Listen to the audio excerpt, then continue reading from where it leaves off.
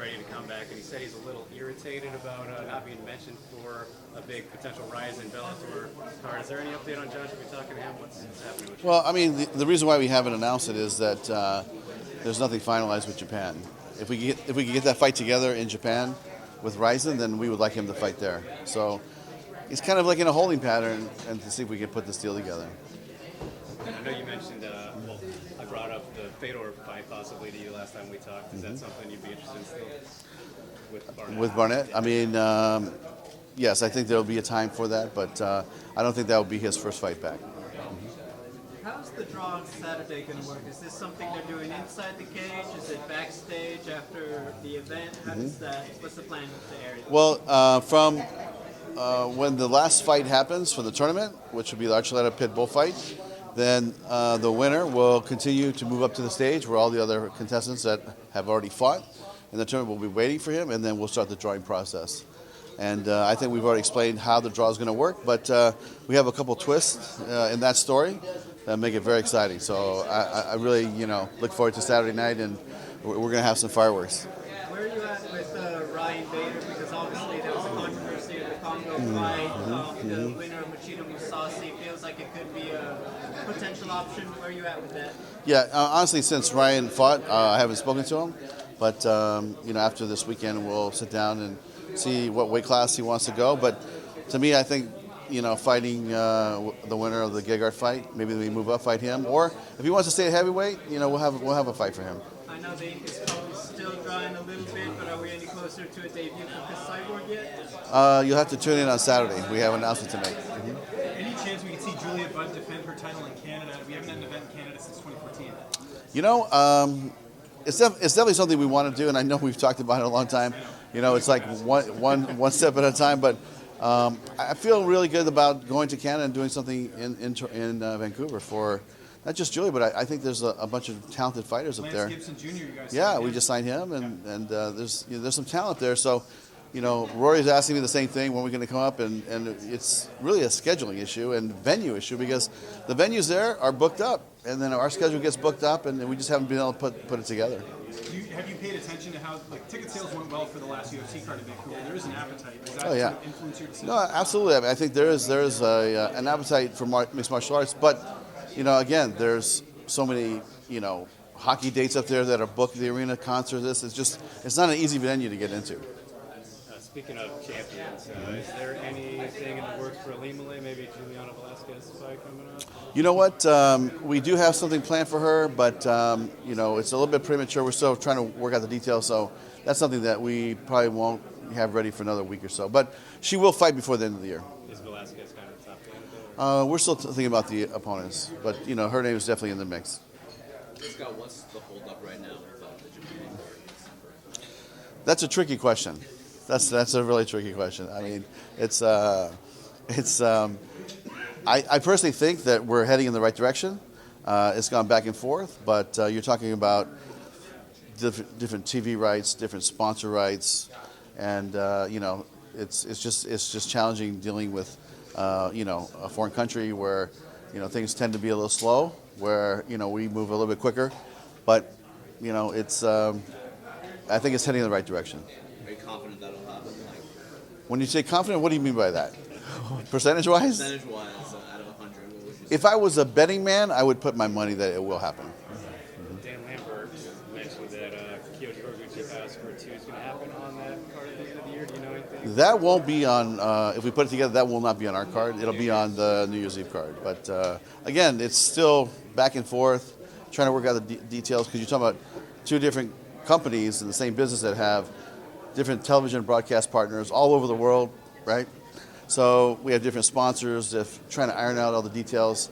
I think they would like to make it happen as much as we would like to make it happen, but it's going through all the fine details of it.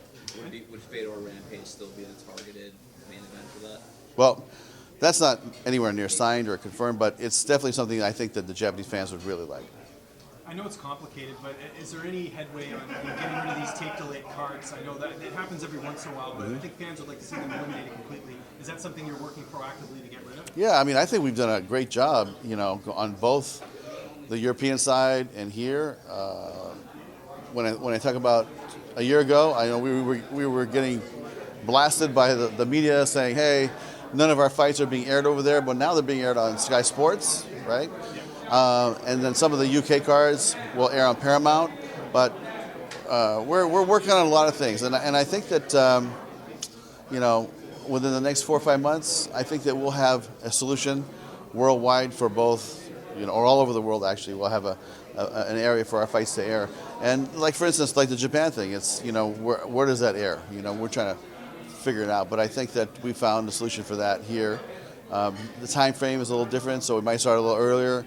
So those are the details that we're trying to work out. But listen, our commitment is to try to make it easier for the fans to watch our product, and it's not always easy, but we're making headway, and I think that give us a couple months, I think we'll have a big announcement to make. On that note, for fans who may be confused, how do you watch Bellator in Ireland tomorrow if you're in the United States? It's on. Well, here's the thing. It's the Paramount side is going to be on Paramount, right? And the prelims will be on our app, and then the UK side will be on our app as well. Mm-hmm. As for Bellator 228, is there someone you kind of see as who could be the dark horse in the featherweight tournament that might not be given enough love? Listen, we got some killers up here on the stage today, and Pitbull's a champ. He's going to be the guy to knock off, right? So. I give Juan a lot of credit for stepping up and, presenting the challenge instead of the challenge coming to him. But Pitbull's a champ. In these types of situations, anything can happen, though, right? It's, there's a lot of slick fighters here. There's a lot of seasoned veterans. AJ McKee has a big task in front of him. And you can never underestimate a tournament because, like I said, one wrong move or one slip and it's over. So, to me, it's like I think Pitbull is the guy to beat, but like I said, anything can happen. Was it difficult getting Antonio McKee on this card just because of his age and how he hasn't fought in a while? Was there difficulty? Not really. We went through all the proper process of getting him licensed and making sure he had all the tests, and he's been bugging me for 2 years, to fight on a card with his son, and we almost pulled it off a year ago, couldn't do it. So we said, okay, we're going to do it now, and he looks in amazing shape. I just saw him; he looks in great shape. So, I wish him luck. It's a great story, and I wish both fighters good luck. So, Access TV now is out of the MMA business temporarily. Would you like to see the Zone pick up LFA? Maybe boost the MMA content on that platform? Yeah, that's really it's something you should ask the Zone actually, and I think that they'll be here at the weigh-ins tomorrow. But listen, the more MMA on DAZN, the better for everybody. And the LFA guys have been doing a great job. Access TV, I don't know if you guys know, but they have had a long run. It's been quite a run. My experience with Andrew and all the guys there have been fantastic. In 2007, Strikeforce had a 1-year run with Access before we went, bought Pro Elite, jumped to Showtime, CBS. So it was a positive experience, and it was something that even like myself on a Friday night, I know I could turn into Access and watch a fight, and it was entertaining and fun, and get to check out the new guys, new girls, and see what's out there. But I think they had a great run, and if DAZN would be interested, I think it'd be great.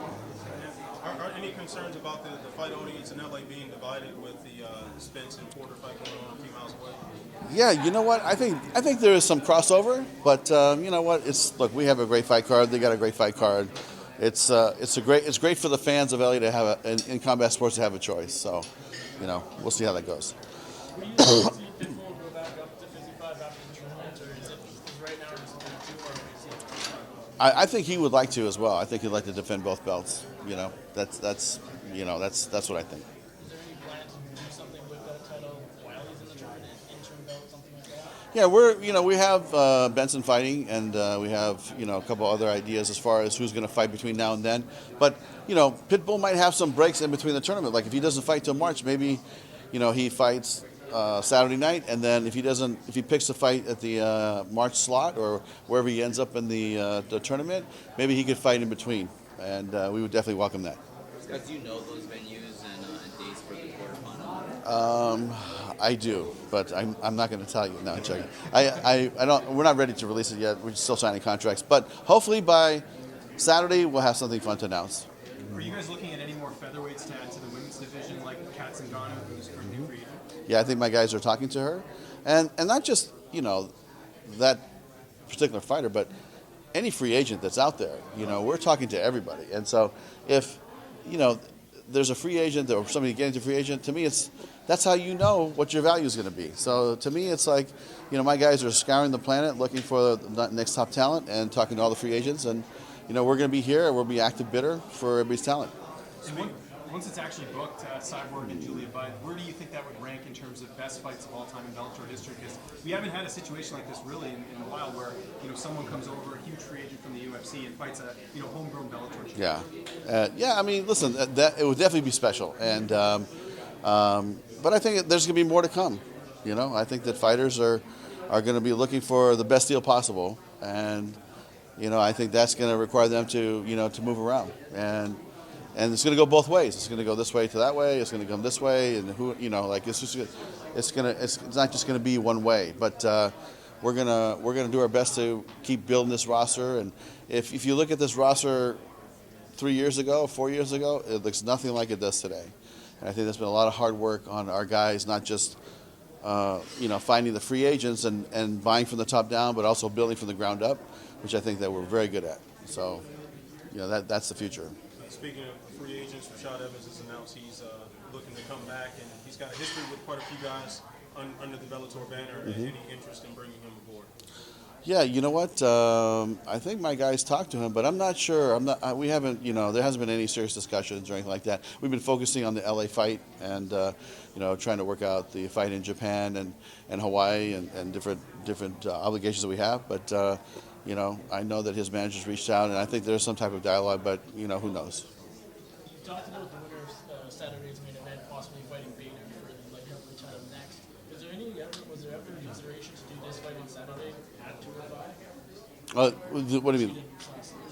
Was after the? What? I didn't understand the last part of your question. Was there ever any consideration of doing this fight on Saturday at 205 instead of 1? Oh, I see.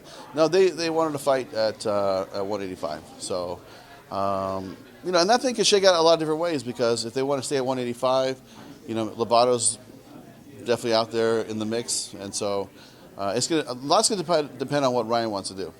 Is Lovato healthy right now? Is he ready to get back in there? I don't know. I'm not sure if he's healthy or not, but I don't think he's coming on Saturday. I think a couple of his guys are coming to kind of scout out the fight, is what I was told.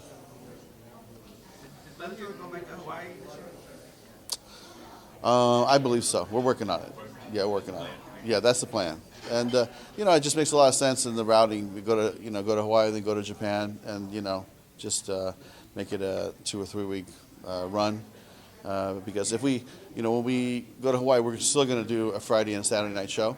We'll do the Friday night for the troops, and then Saturday will be the DAZN fight. So that's still in the plans, and we're still working out the date.